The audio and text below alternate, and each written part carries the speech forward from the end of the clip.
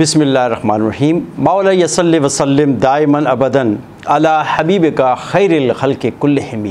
ला तादाद दुरूद सलाम आप सल्लल्लाहु अलैहि व आलिहि वसल्लम पर और करोड़ों रहमतों का नुज़ूल आपकी आल रसाब पर। अस्सलामु अलैकुम व रहमतुल्लाहि व बरकातुहू।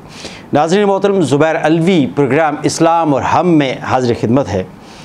इस प्रोग्राम में हम शरई मसाइल के साथ साथ अवामी मसाइल और रियासत की ज़िम्मेदारियाँ, रियासत के मसाइल जो हमारे मुआशरे से जिनका ताल्लुक़ हो, इसके बारे में हम जानने की कोशिश करते हैं। तो आज का जो हमारा टॉपिक है वो ये है कि रियासत के बारे में कुरान हदीस में क्या हुक्म है, ये जानेंगे। हमारे दरमियान तशरीफ़ फरमा है जनाब मुफ्ती सैफुल्लाह सईदी साहब। आइए नाज़रीन, आपकी इनसे मुलाकात कराते हैं। अस्सलाम वालेकुम। वालेकुम सलाम रहमतुल्लाहि व बरकातुहू। मुफ्ती साहब कैसे हैं आप? जी अल्हम्दुलिल्लाह खैरियत से हैं। जज़ाकल्लाह। मैं आपकी आमद पर आपको खुशामदीद कहता हूँ कि आप तशरीफ़ लाए और आपकी एक माशाल्लाह शब रोज़ आपकी इल्मी लिहाज से आपके जो काम हैं, जो फ़राइज़ हैं, बड़े हसन अंदाज़ में आप अंजाम दे रहे हैं। तो आज हमारे स्टूडियो की ज़ीनत बने आप।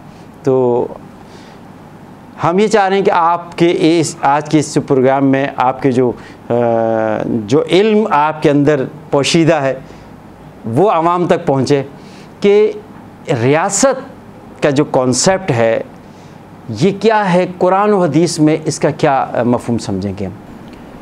बिस्मिल्लाहिर्रहमानिर्रहीम।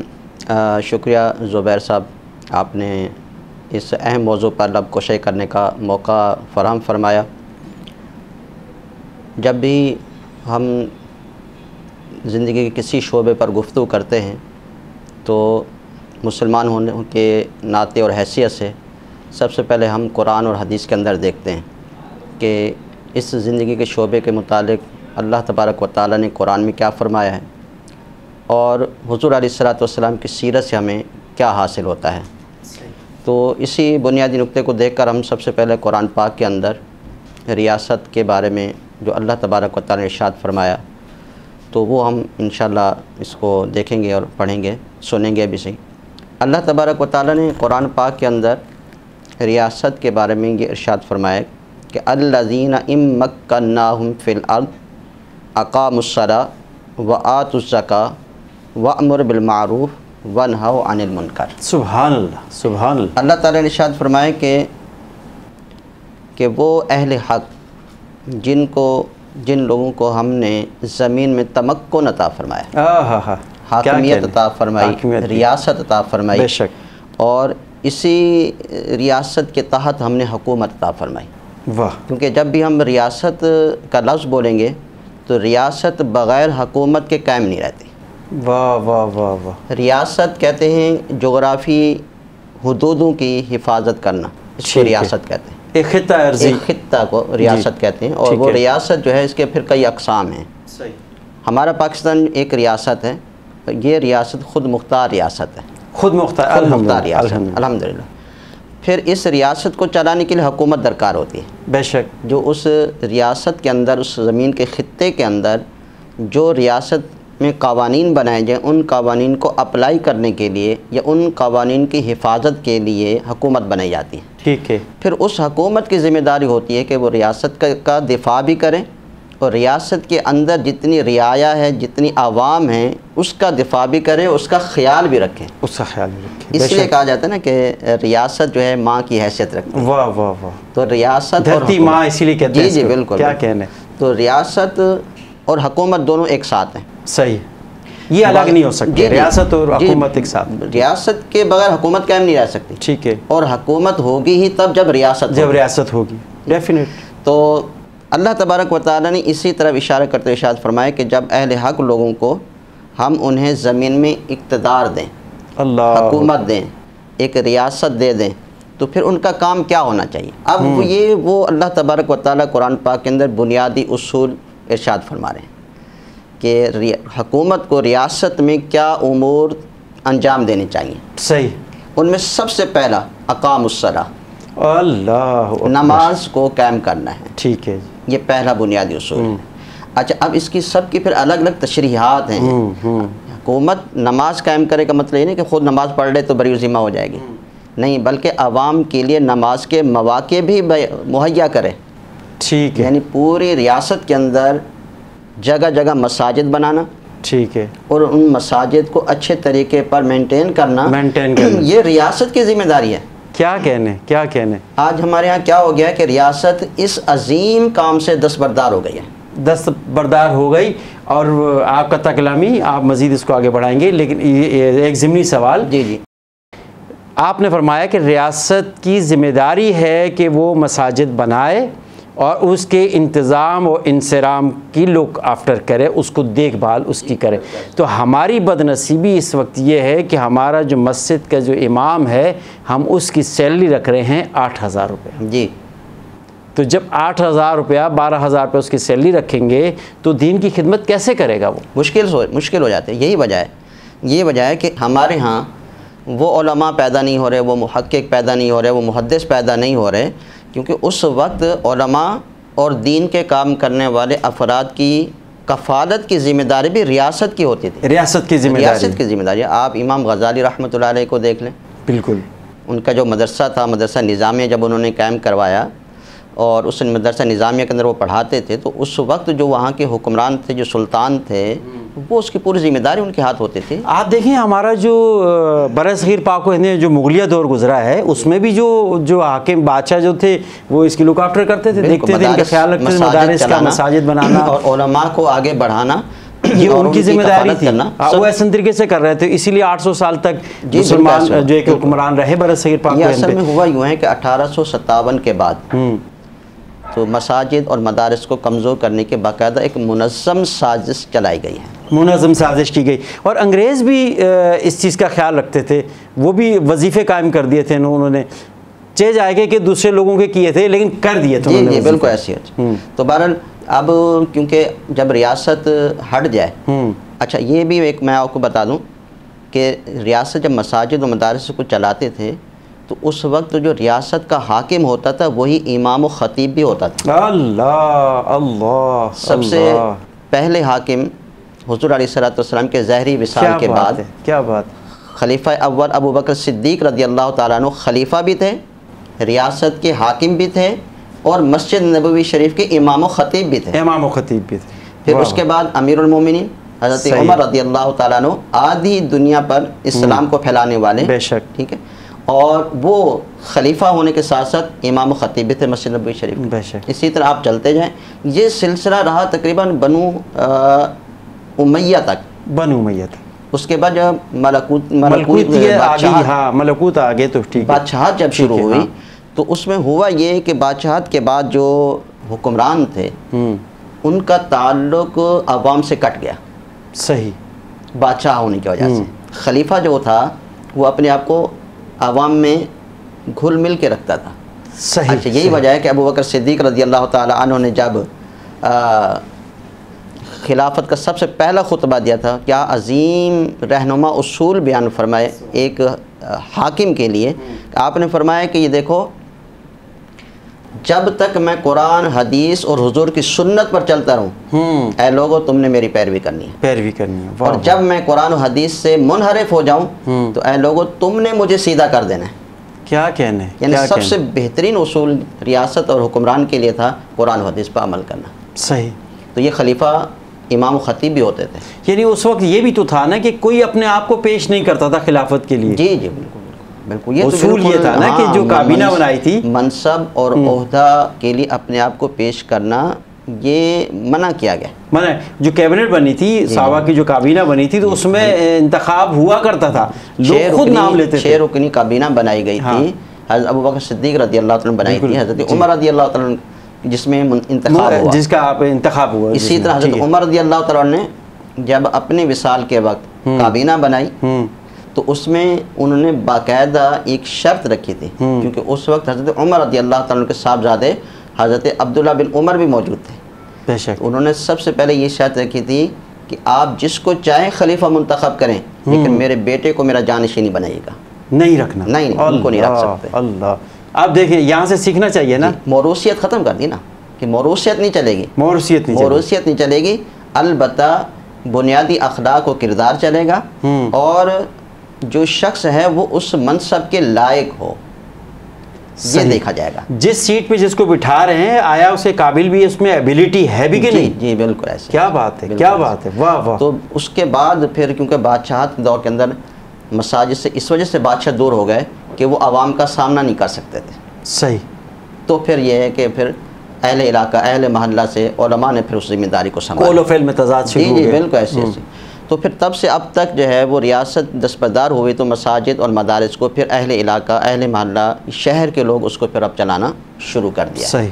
अब ये माशरती मामलात ऐसे हो गए हैं कि हमारी तरजीहात में मसाजिद का अइम्मा का जी तनख्वाह वगैरह है या उनके मराआत हैं वो ख़त्म कर दी गई हैं। ये हमारी अपनी माशरती बुराइयों में से एक बुराई है जिसे दूर करना चाहिए ताकि एक अच्छा आलिम, एक अच्छा खतीब। उस वक्त जब ही तो जैसे अब्दुल कादिर जिलानी रहमतुल्लाह अलैह जैसे लोग पैदा हुए, जी ठीक है, इमाम गज़ाली जैसे लोग आए, फिर इब्ने खुल्दून जैसे लोग आए, अल्लामा इकबाल जैसे लोग आए, तो ये उस वक्त तो इमाम गज़ाली रहमतुल्लाह अलैह के किताबों के अंदर सीरत में एक वाक़या आपकी तरफ मंसूब किया जाता है कि उस वक्त जो खलीफा था इमाम गज़ाली रहमतुल्लाह अलैह के दौर के अंदर, उसने मदरसा बनाया और मदरसे के अखराजात वो उठाता था। किसी ने जाकर उन खलीफा से ये कहा कि आप जो मदरसे के अखराजात उठा रहे हैं, इस मदरसे में जितने भी बच्चे पढ़ते हैं तो उनका जो मकसद, जो नीयत है वो मुआश है, अल्लाह की रज़ा नहीं है। अल्लाह अकबर। तो खलीफा ने कहा मैं ख़ुद जाके दौरा करूँगा मदरसे का। अच्छा। और उन्होंने मदरसे में दौरा किया। एक बच्चे से पूछा भाई आप क्यों पढ़ रहे हैं? तो बच्चे ने कहा कि मैं इमाम बनूँगा पढ़ के। अच्छा। दूसरे बच्चे से पूछा आप क्यों पढ़ रहे हो? उसने कहा कि मैं शेखुल हदीस बनूँगा। तो खलीफा ने कहा कि ये तो दुनियावी मामलात मनसब के पीछे भाग रहे हैं, अल्लाह की रज़ा तो किसी में नज़र नहीं आ रही। वो मायूस हुआ। अच्छा। मायूस होकर जब जाने लगा तो किनारे में मदरसे के कोने में एक बच्चे को पढ़ता हुआ देखा। अच्छा। कहा कि क्यों ना मैं इससे भी पूछ लूँ जाते जाते। अल्लाह। तो जब उस बच्चे के पास गया, खलीफा बैठा था, लेकिन बच्चा जो है किताब के मुताले के अंदर इस कदर मुनहमिक था कि उसने खलीफा की तरफ तवज्जो नहीं दी। खलीफा ने कहा बेटा मेरी तरफ देखो, तुम्हें पता है तुम्हारे साथ कौन बैठा हुआ है? बच्चे ने कहा कि मुझे इससे कोई गर्ज नहीं है, मैं पढ़ने के लिए आया हूँ, वो मैं पढ़ रहा हूँ, वो काम कर रहा हूँ। वाह वाह। तो खलीफा ने कहा ठीक है मेरी तरफ ना देखो, एक सवाल का जवाब दे दो कि तुम ये इल्म दीन क्यों हासिल कर रहे हो? सही। तो उस बच्चे ने कहा कि इस इल्म दीन की वजह से मैं अल्लाह को राज़ी करूँगा अल्लाह, और अल्लाह को राज़ी करने के बाद उसके अहकामात को दीन में फैलाऊँगा। तो खलीफा की आंखों में आंसू आ गए। उन्होंने कहा कि जब तक इस तरह का एक बच्चा भी मदरसे में मौजूद है उसके सारे अखराजात मैं उठाऊँगा। सुभान अल्लाह। और वो बच्चा कौन था? वो बच्चा वक्त का इमाम गज़ाली रहमतुल्लाह अलैह। इमाम गज़ाली रहमतुल्लाह अलैह। वाह वाह वाह, क्या बात है, क्या बात है। लेकिन आपकी बात कि आज के दौर में कि हम बच्चों को कहते हैं कि ये डॉक्टर बनेगा, जी ये इंजीनियर बनेगा, ये पायलट बनेगा, ये आर्मी के बड़ा ऑफिसर बनेगा, ठीक है ना। हमारा तो जहन तो ये क्यों बनेगा? दुनिया हासिल करने के लिए। जी बिल्कुल। दीन हासिल करने के लिए किसी को होश नहीं, और न इस तरफ वो आ रहे हैं। जी बिल्कुल। उनका मुद्दा और मंशा और मतमो नज़र यही है कि हमने दुनिया पानी। तो जब दुनिया करेंगे तो फिर ये हाल होगा जो आज हमारा हो रहा है। हज़रत उमर रज़ियल्लाहु ताला अन्हु ने यही इरशाद फरमाया था कि मेरे सामने दुनिया भी है और आखिरत भी है। तो जब मैं दुनिया की तरफ माइल होता हूँ तो देखता हूँ कि मेरी आखिरत को नुकसान पहुँच रहा है। अल्लाह। और जब मैं आखिरत की तरफ माइल होता हूँ तो देखता हूँ कि दुनिया में मेरा नुकसान होना शुरू हो जाता है। तो फिर किसी ने पूछा कि फिर क्या करना चाहिए, आखिरत या दुनिया?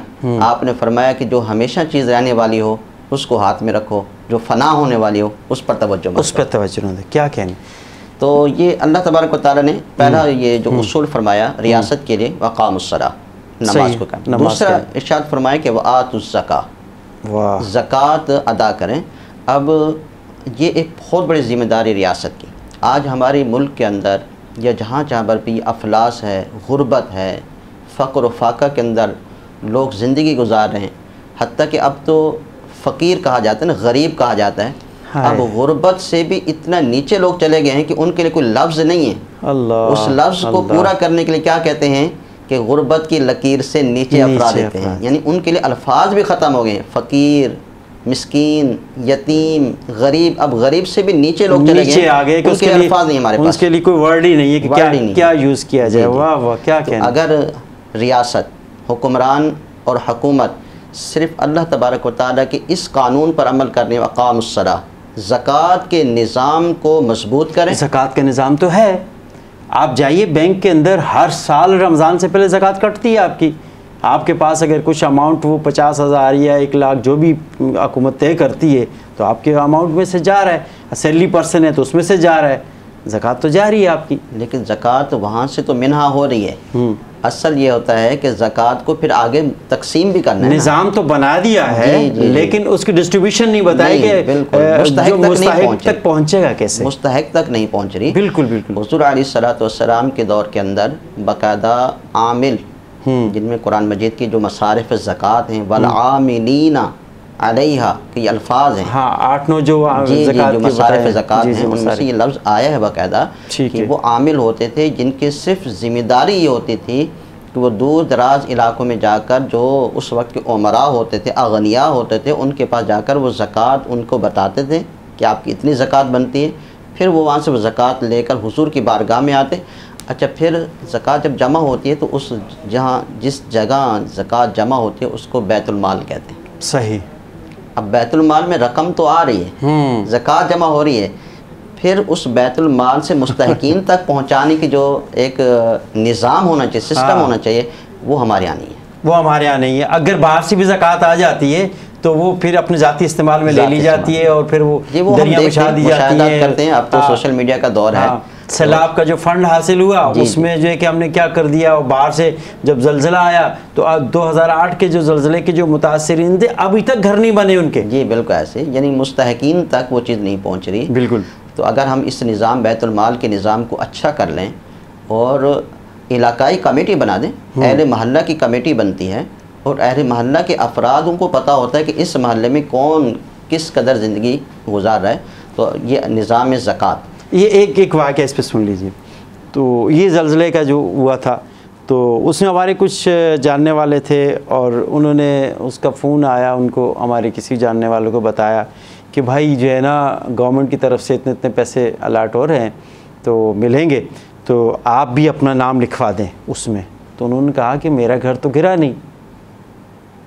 तो बोले बड़े आप जो है कि वो आगे मुत्तकी परहेज़गार हो गए।